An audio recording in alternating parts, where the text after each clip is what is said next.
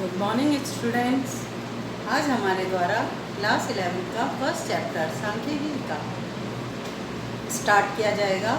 Chapter का नाम है अर्थशास्त्र का परिचय। परिचय के अंतर्गत अर्थशास्त्र किसे कहते हैं का अध्ययन किया जाएगा। अर्थशास्त्र सामाजिक विज्ञान की एक शाखा होती है।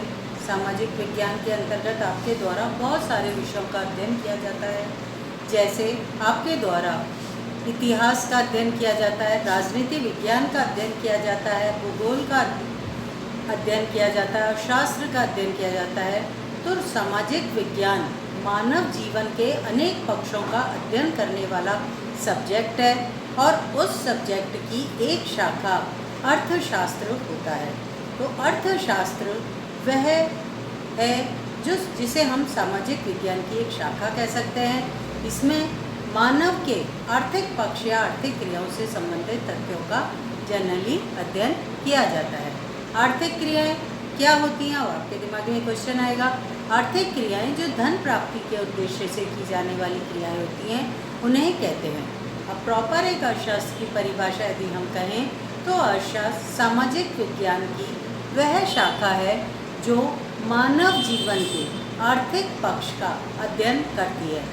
इस आर्थिक पक्ष के अध्ययन में उन आर्थिक क्रियाओं का अध्ययन किया जाता है जो उपभोक्ता की दृष्टि से अधिकतम संतुष्टि, उत्पादक की दृष्टि से अधिकतम लाभ और एक समाज की दृष्टि से अधिकतम सामाजिक कल्याण से संबंधित होती हैं। अब हमारे द्वारा अर्थशास्त्र की परिभाषाओं को 5 भागों में बांटा गया है। पहली परिभाषा के अंतर्गत आपके अर्थशास्त्र के जनक की परिभाषा आती है। ये एडम स्मिथ है। एडम स्मिथ को अर्थशास्त्र का जनक माना जाता है। इनकी परिभाषाओं को धन प्रधान परिभाषाएं कहते हैं। मतलब इन्होंने अर्थशास्त्र में उन आर्थिक क्रियाओं का ही अध्ययन किया है। यह अर्थशास्त्र उस विषय को माना है जो धन से संबंधित आर्थिक क्रियाओं का अध्ययन करता है। एडम स्मिथ के अलावा धन प्रधान परिभाषाओं के अंतर्गत जेबी से और वॉकर का नाम भी लिया जाता है। ये भी अर्थशास्त्र के अंतर्गत केवल धन से संबंधित क्रियाओं का ही अध्ययन मानते थे। अब हम इनकी जो पुस्तक थी, अर्थशास्त्र के जनक एडम स्मिथ की जो पुस्तक थी, ये पुस्तक an inquiry into the nature and causes of the wealth of nation जो 1776 में प्रकाशित हुई थी। पुस्तकों के नाम आपको ऐसे ही याद करने हैं, सन सहित और अर्थशास्त्रियों के नाम के साथ। दूसरे नंबर पर ये जो धन प्रधान परिभाषाएं थी, इनका इनके विरुद्ध कि अर्थशास्त्र को बहुत संकुचित कर दिया। केवल धन ही इसका उद्देश्य नहीं होता है अर्जित करना, या धन से संबंधित क्रियाओं का अध्ययन नहीं करता है, बल्कि इसका एक और उद्देश्य है कि मानव कल्याण। धन तो एक साधन है। ऐसी बातें कही गई थी अल्फ्रेड मार्शल के द्वारा। अल्फ्रेड मार्शल अर्थशास्त्र के एक बहुत बड़े प्रवर्तक हैं। इन्होंने अर्थशास्त्र की आर्थिक क्रियाओं पर बहुत सारे नियमों का भी निर्माण किया है और डिटेल में अर्थशास्त्र की व्याख्या की है। इनकी जो पुस्तक थी द प्रिंसिपल ऑफ इकोनॉमिक्स के नाम से फेमस थी। 1890 में ये पुस्तक प्रकाशित हुई थी। कल्याण प्रधान परिभाषाएं इन्हीं के द्वारा दी गई थी। इन्होंने धन को साधन और मानव का कल्याण मुख्य उद्देश्य अर्थशास्त्र का माना था। इन दोनों ही परिभाषाओं के विरोध में ये जो धन प्रधान परिभाषाएं थी और ये जो कल्याण प्रधान परिभाषाएं थी, इन दोनों का ही विरोध करते हुए अर्थशास्त्र को एक नए रूप में परिभाषित किया था रॉबिन्स के द्वारा।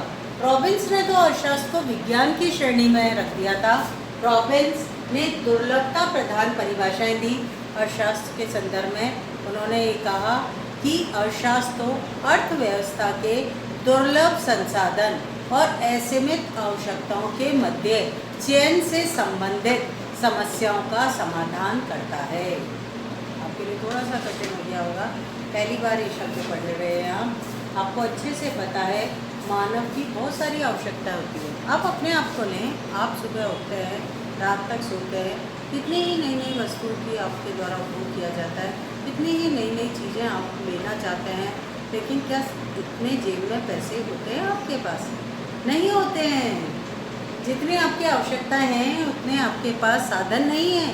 इस कारण से आपके द्वारा क्या करना पड़ता है? चयन करना पड़ता है कि अपने संसाधनों की सहायता से किसे प्राथमिकता दें आवश्यकताओं में। ये जो समस्या है चयन से संबंधित, दुर्लभ संसाधनों के कारण जो उत्पन्न होती है, संसाधनों की सीमितता के कारण जो उत्पन्न होती है, संसाधनों के वैकल्पिक प्रयोग के कारण जो उत्पन्न होती है, इसका ही अध्ययन अर्थशास्त्र में किया जाता है। तो एक नया ही स्वरूप दुर्लभता प्रधान परिभाषा का हमारे सामने आया था और इस अर्थशास्त्री के द्वारा ये जो तथ्य प्रस्तुत किया गया था, अर्थशास्त्र की नई व्याख्या की गई थी अपने ऐसे of the nature and significance of economic science के तहत की गई थी। ये पुस्तक 20वीं शताब्दी के अंतर्गत आई थी। 1932 के अंतर्गत इस पुस्तक का प्रकाशन किया गया था। फिर हमारे एक और परिभाषा का स्वरूप आया जिसे विकास प्रधान परिभाषा का नाम दिया गया। ये पॉल ए सैमुअल्सन के द्वारा दी गई। इसने इन तीनों ही परिभाषाओं का थोड़ा थोड़ा भाग विकास साथ लेते हुए एक नए स्वरूप में अर्थशास्त्र की व्याख्या की थी। नेक्स्ट आपकी पांचवें प्रकार की परिभाषा जो देखने में पाई जाती है वो आपकी आवश्यकता विहीनता की परिभाषाएं हैं।